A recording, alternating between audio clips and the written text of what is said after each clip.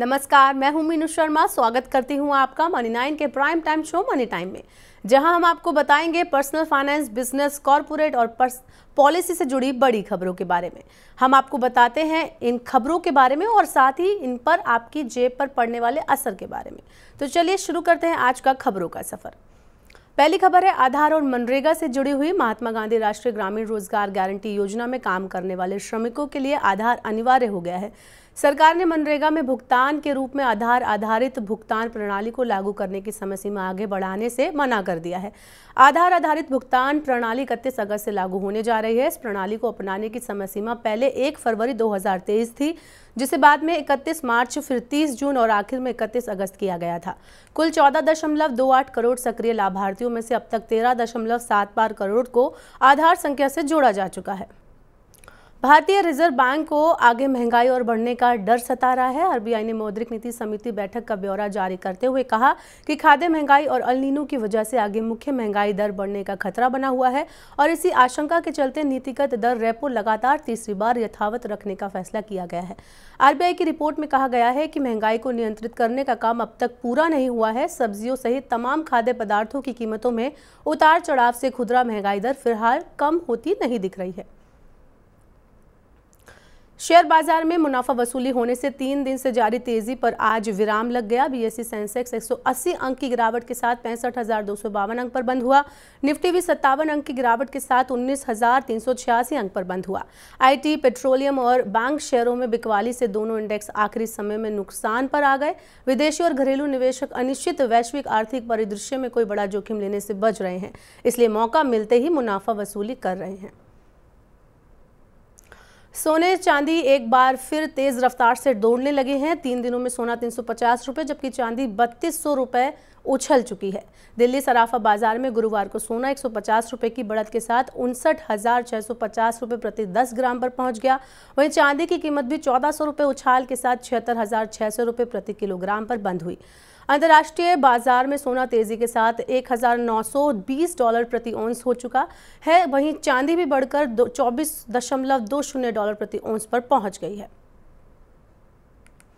दुनिया की शीर्ष 5 अर्थव्यवस्था में सबसे अधिक तेजी से वृद्धि भारत में जारी रहेगी। वित्त सचिव टीवी सोमनाथन ने कहा है, भारत इस समय दुनिया की 5वीं बड़ी अर्थव्यवस्था है। भारत की वृद्धि दर किसी भी पैमाने से शीर्ष 4 देशों से कहीं ज्यादा तेज है। भविष्य के लिए भारत निश्चित रूप से बड़े बाजार विकास अवसर हैं, क्योंकि भारत का आकार विशाल है और अन्य बड़ी अर्थव्यवस्थाओं की तुलना में हम कहीं तेजी से आगे बढ़ रहे हैं। आर्टिफिशियल इंटेलिजेंस यानी एआई से अब दुनिया की दिग्गज कंपनियां भी डरने लगी हैं। माइक्रोसॉफ्ट के वाइस चेयरमैन ब्रैड स्मिथ ने एआई के लिए व्यापक कानूनी और नियामकीय ढांचा बनाने के साथ एआई प्रणाली में सुरक्षा सुनिश्चित करने वाले उपायों की भी वकालत की है। स्मिथ ने सुझाव दिया है कि सरकार को नया एआई सुरक्षा प्रारूप बनाना चाहिए और उसे कठोरता से लागू किया जाना चाहिए। इस साल आईफोन 15 सीरीज की लॉन्चिंग में देर हो सकती है। एक रिपोर्ट के अनुसार कैमरा कंपोनेंट के लिए एप्पल के प्राइमरी सप्लायर सोनी को आईफोन 15 सीरीज फोन के लिए मुख्य सेंसर उपलब्ध कराने में चुनौतियों का सामना करना पड़ रहा है। देरी स्पेशल कैमरा सेंसर की उपलब्धता पर केंद्रित है, जो संभावित रूप से आईफोन 15 प्रो मैक्स को प्रभावित कर रही है। एप्पल को पहले भी ऐसी ही स्थितियों का सामना करना पड़ा है, जहां स्पेसिफिक मॉडल बाद में लॉन्च किए गए थे।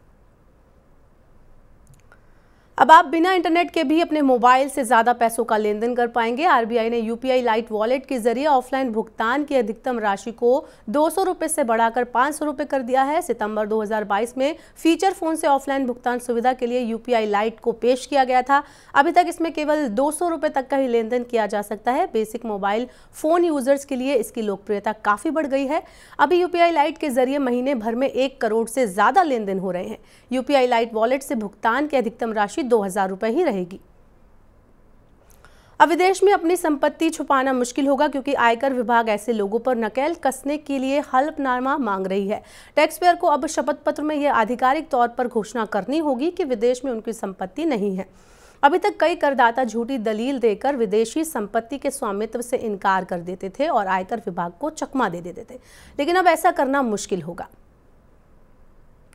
अब आईटी रिटर्न भरते ही मिल जाएगा आपको रिफंड, क्योंकि इनकम टैक्स विभाग इस तरह की व्यवस्था पर काम कर रहा है, जिसके तहत आयकर रिटर्न दाखिल करने के बाद रिटर्न की प्रोसेसिंग और रिफंड के समय को कम किया जाएगा। मौजूदा समय में रिटर्न की प्रोसेसिंग और रिफंड पर औसतन 16 दिन का समय लगता है और आयकर विभाग इसे घटाकर 10 दिन करने पर काम कर रहा है। तो ये थी मनी टाइम में आज की बड़ी खबरें। अब वक्त हो गया आपसे विदा लेने का। अब आपसे होगी कल मुलाकात। पर्सनल फाइनेंस से जुड़ी खबरों को पढ़ने के लिए हमारी वेबसाइट www.money9.com पर आप लॉगिन करें। यहाँ पर आप 7 भाषाओं में जान सकते हैं, समझ सकते हैं, पढ़ सकते हैं पर्सनल फाइनेंस की बड़ी खबरों को। साथ ही खास कार्यक्रम अगर आप देखना चाहते हैं और मनी9 के ऐप को आपने अब तक डाउनलोड नहीं किया है तो तुरंत डाउनलोड कर लीजिए। साथ ही आज का मनी टाइम आपको कैसा लगा हमें कमेंट बॉक्स में अपनी राय जरूर दें। बने रहिए मनी9 के साथ। नमस्कार, शुभ रात्रि।